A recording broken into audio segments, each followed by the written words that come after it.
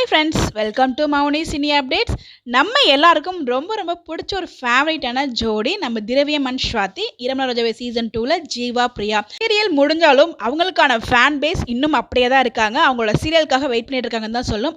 ரொம்ப பிடிச்ச பேர் திரவியம் அண்ட் ஸ்வாதி. நானும் அவங்களோட சீரியலுக்காக தான் வெயிட் பண்ணிட்டு இருக்கேன். ரெண்டு பேரும் சேர்ந்து நடிக்கிறாங்களான்னு தெரியல, பட் அட்லீஸ்ட் தனித்தனியாக நடிச்சாலும் சீக்கிரம் ஏதாவது ஒரு ப்ராஜெக்ட்ல கம்பேக் கொடுக்கணும் அப்படின்னு சொல்லி தான் நான் ரொம்ப ஈகராக வெயிட் பண்ணிட்டு இருக்கேன். கலாட்டா ட்ரீம் லவர்ல ரீல் பேர்ல நம்ம திரவியம் அண்ட் ஸ்வாதி தான் வந்து வின் பண்ணியிருக்காங்க, ஜீவா பிரியா அப்படின்னு சொல்லிட்டு. ஸோ அவங்களோட ஃபேன்ஸ் வந்து அப்படியே அவங்கள ஓட்டு போட்டு வந்து வின் பண்ண வச்சிருக்காங்க. ஸோ அவங்க எல்லாருக்குமே தேங்க்ஸ் அப்படின்னு தான் அவங்க மென்ஷன் பண்ணியிருந்தாங்க. உண்மையிலே நம்ம எல்லாரும் அவங்க மேலே வச்சிருக்க அன்பு தான் வந்து அவங்களை வின் பண்ண வச்சிருக்கு. போன கேட்டகரியில் போன வருஷமும் அவங்க தான் வின் பண்ணாங்க, இந்த வருஷமும் அவங்க தான் வின் பண்ணியிருக்காங்க. ஸோ அதுக்கு பார்த்தீங்கன்னா கலாட்டால ஒரு இன்டர்வியூமே நேற்று வச்சிருந்தாங்க. ஸோ அதை பற்றி தான் இந்த வீடியோவில் பார்க்க போகிறோம்.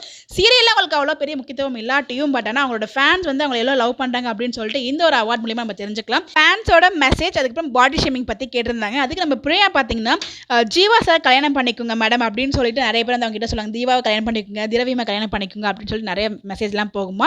அது அவங்க அம்மா கிட்டேயும் காமிப்பாங்களா அந்த மெசேஜ், அதெல்லாம் பார்த்து சிரிச்சிருக்கேன் அப்படின்ற மாதிரி சொல்லுவாங்க. பட் பாடி ஷேமிங் வந்து நான் நிறைய டைம் வந்து ஃபீல் பண்ணியிருக்கேன், அழுதுருக்கேன், சாப்பிடாமலாம் இருந்திருக்கேன் அப்படின்ற மாதிரி சொல்லியிருக்காங்க. ஜீவாக்கு செட் ஆகிற மூஞ்சி இது கிடையாது, இதெல்லாம் ஒரு மூஞ்சியா அப்படின்னு சொல்லி தான் கமெண்ட்லாம் வரும் அப்படின்னு சொல்லும்போது சேம் பீன்ஸ் எனக்கும் இந்த மாதிரி ஒரு கமெண்ட் வந்திருக்கு அப்படின்னு சொல்லி திரவியம் சொல்லும்போது நானே ஷாக் ஆனேன். என்னன்னா இரமல ரோஜாவே சீசன் 1ல பவி கூட பேர் பண்ணும்போது வந்து ஒரு கமெண்ட்டாக அது, நீங்களாம் ஒரு ஆளுன்னு சொல்லிட்டு பவி கூட பேராக நடிக்கிறீங்க, என்ன தகுதி இருக்குது அப்படின்னு சொல்லிட்டு ஒரு மெசேஜ் வந்துச்சாம். அந்த மெசேஜ் வந்து அவங்களுக்கு இன்னும் ஞாபகம் இருக்குது. அந்த கமெண்ட்டு ஸ்க்ரீன்ஷாட்லாம் எடுத்து வச்சிருக்கேன் அப்படின்றலாம் சொல்லியிருப்பாங்க.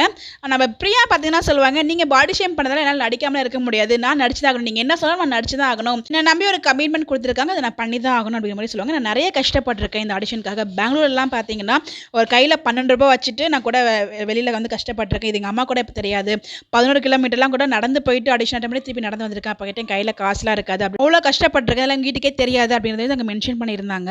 பிரியா கிட்ட கேட்பாங்க, இன்டர்வியூ வரும்போது நீங்கள் மேக்கப் போடாமல் வரீங்க, அதுக்கு எதுவும் ரீசன் இருக்கா அப்படின்னு சொல்லும்போது சைட்டில் நம்ம திரவியம் பார்த்தீங்கன்னா மேக்கப் போட ஆரம்பிச்சாங்கன்னா இன்டர்வியூ முடிஞ்சிடும் அப்படின்னு சொல்லி கமெண்ட் பண்ணிட்டு இருப்பாங்க ஃபன்னா.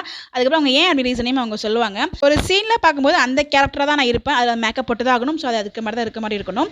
இதுவே வந்து இன்டர்வியூலாம் வரும்போது நான் நானாக இருக்க தான் ஆசைப்பட்றேன், நான் நானாக வந்திருக்கேன், I love my skin, I love my body அப்படின்னு சொல்லிட்டு அவங்க அதில் ரொம்ப அழகாக வந்து எக்ஸ்பிளேஷன் கொடுத்துருப்பாங்க. கலாட்டா ட்ரீம் கப்பல் ரியல் பேர் அது அவார்ட் பற்றி கேட்பாங்க. அதுக்கு நம்ம திரவியம் பார்த்தீங்கன்னா எல்லாத்துக்குமே காரணம் ஒரு கோஸ்டார், நமக்கு கோஸ்டார் நல்லபடியாக செட் ஆனால் தான் வந்து நம்ம இந்த மாதிரி அவார்ட்லாம் வின் பண்ண முடியும் அப்படின்னு சொல்லிட்டு நம்ம ஸ்வாதி பற்றி சொல்லுவாங்க. அது மட்டும் இல்லாமல் அந்த செட்டில் அவங்க அம்மா அப்பாவெல்லாம் ஆக்ட் பண்ணியிருப்பாங்க இல்லையா, அவங்க கூடலாம் இன்னும் டச்சில் தான் இருக்காங்களாம். அவங்க சீரியலில் என்ன கேரக்டர் பண்ணியிருந்தாங்களோ அதை வச்சு அவங்களும் கூப்பிடுவாங்களா, மீனா அவங்க அம்மா வந்து மீனா மம்மி அப்படி தான் வந்து அவங்க செட்லேயுமே கூப்பிடுவோம் அப்படிங்கிற மாதிரி அவங்க சொல்லியிருந்தாங்க. ரொமான்டிக் சீன்லாம் எடுக்கும்போது நம்ம ஸ்வாதி தான் துருன்னு இருப்பாங்கல்ல, அவங்க என்ன பண்ணுவாங்களாம், ஃபார் எக்ஸாம்பிள் பார்த்திக்கும் காவியாக்கும் ரொமான்டிக் சாங்லாம் வச்சு மேக் பண்ணாங்களா, அப்போ வந்து அங்கே டேக் போகும்போது இவங்களும் போய் நின்றுட்டு இருப்பாங்களா. ஸோ வந்து எப்படி அவங்க வந்து ஃபன் பண்ணிட்டு காமெடி வச்சுட்டு ஒரு ரொமான்டிக் சீனே எடுக்க விட மாட்டாங்களா, ஒரு காமெடி சீனாக தான் நடக்கும் அப்படின்னு விஷயத்தையும் அவங்க வந்து சொல்லியிருந்தாங்க.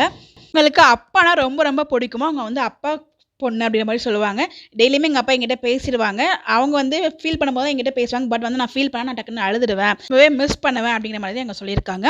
நம்ம திரவியம் கிட்ட கேட்கும்போது, நான் சம்பாதிக்கிறதே என் ஃபேமிலிக்காக தானே, வெக்கேஷன் டைமில் அவங்க கூப்பிடும்போது என்னால் போக முடியாது, அந்த டைமில் ரொம்ப வருத்தமாக இருக்கும், குழந்தைங்க சின்ன பிள்ளையாக இருக்கும்போது ஒவ்வொரு விஷயங்கள்லாம் பண்ணுவாங்க, அதெல்லாம் பார்க்குறதுக்கு ரொம்ப ஆசையாக இருக்கும் அப்படின்ற மாதிரி அவங்க சொல்லியிருந்தாங்க. ஆதி சொல்லுவாங்க, அட்லீஸ்ட் திரவியம் வீட்டுக்கு போனான்னா வீட்டில் ரிசீவ் பண்ணுறதுக்கு ஒரு ஆள் இருக்காங்க, பட் எனக்கு நானே போயிட்டு நானே சமைக்கணும், நானே சாப்பிடணும், அது ரொம்ப கஷ்டமாக இருக்கும், யாராவது இருந்தால் நல்லாயிருக்கும்னு ஃபீல் பண்ணியிருக்கேன், நிறைய டைம் நானே அழுதுருக்கேன். ஸோ வந்து யாருக்காவது ஃபோன் பண்ணி பேசலாம்னா எனக்கு ரொம்ப க்ளோஸ் ஃப்ரெண்ட் திரவியம் தான். ஸோ அவர்கிட்ட வீட்டுக்கு போனால் அவங்க ஃபேமிலியோட ஸ்பெண்ட் பண்ணுவாங்க, அந்த டைமில் நல்லா ஃபோனும் பேச முடியாது, பேரண்ட்ஸ்க்கும் பேச முடியாது, 11 o'clock போல தான் வீட்டுக்கே போவோம், அதுக்கப்புறம் அவங்களையும் கால் பண்ண முடியாது, ரொம்பவே தனிமையாக இருக்க மாதிரி ஃபீல் ஆகும், கடுப்பாக இருக்கும் அப்படின்னு அங்கே சொல்லியிருப்பாங்க. அது மட்டும் இல்லாமல் இந்த ஜென்ரேஷன் ரொம்ப ரொம்ப ஒர்ஸ்ட், அதுவும் டெப்ரெஷன் வந்து எல்லாருக்குமே இருக்குது. ஸோ எங்களெல்லாம் பார்த்தீங்கன்னா டெப்ரெஷன் அப்படின்னா நான் வந்து வீட்டுக்குள்ளே இருக்க வரைக்கும் தான் டெப்ரெஷன் இருப்போம், செட்டுக்குள்ளே போயிட்டோம்னா அது வந்து வீட்டிலே விட்டுட்டு நாங்கள் போய்ட்டு அங்கே ஜாலியாக ஃபன்னாக இருப்போம், திருப்பி வீட்டுக்கு வரும்போது திருப்பி அந்த டெப்ரெஷன் இருக்கும், எங்களுக்கும் எல்லாமே இருக்கும். ஸோ அந்த டெப்ரெஷனில் வெளியில் வரதுக்காக தான் நாங்கள் வெக்கேஷனே போகிறோம், அந்த வெக்கேஷனில் போய்ட்டு அந்த எல்லாத்தையும் அங்கே த்ரோ பண்ணிட்டு வர மாதிரி தான். பட் அதையுமே என்ன சொல்கிறாங்க, நம்ம ஜாலியாக போகிறோங்கிற மாதிரி நினச்சிட்டு இருப்பாங்க. பட் எல்லாருக்குமே ஒருத்தருக்கும் ஒரு பிரச்சனை இருக்கும், அது தெரியாமல் யாரும் பேசக்கூடாது, கண்டிப்பாக ஃபேன்ஸ் புரிஞ்சுக்கணும் அப்படின்னு சொல்லிட்டு அவங்க சொல்லியிருக்காங்க. உண்மைதாங்க.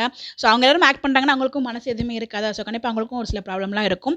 ஸோ இந்த மாதிரி வந்து பேட் கமெண்ட் பண்ணுறவங்க அதை பண்ணாதீங்க, அவங்களுக்கும் ஃபீல் பண்ணுவாங்க. பேட் கமெண்ட் பண்ணுறவங்க ஒவ்வொருத்தருமே நம்ம மூஞ்சி ஒரு நிமிஷம் கணியில் பார்த்தோன்னா கண்டிப்பாக அந்த வார்த்தையில் எதுவுமே வராது. தயவு செய்து அவங்கள லவ் பண்ணுறவங்க லவ் பண்ணுங்கள், பிடிக்கலையா ஸ்கிப் பண்ணிட்டு போயிட்டே இருங்க, அது யாரும் எதுவும் சொல்ல மாட்டாங்க. ஸோ எப்பயுமே லவ் மட்டும் கொடுத்துட்டே இருங்க, கண்டிப்பாக அவங்களும் நம்மளுக்கு எப்பயுமே என்டர்டெயின் பண்ணிகிட்டே இருப்பாங்க. ஸோ நம்ம எல்லாருக்கும் எப்பயும் பிடிச்ச ஒரு ஜோடியாக அவங்க இருந்துட்டு இருக்காங்க. ஸோ கூட சீக்கிரமே அவங்க வேறு ஒரு ப்ராஜெக்ட்டில் பார்க்கலாம். இந்த இன்டர்வியூ கண்டினியூ ஆகும், அதை பற்றி அவங்க போட்டதுக்கப்புறம் நான் கண்டிப்பாக ஷேர் பண்ணுறேன்.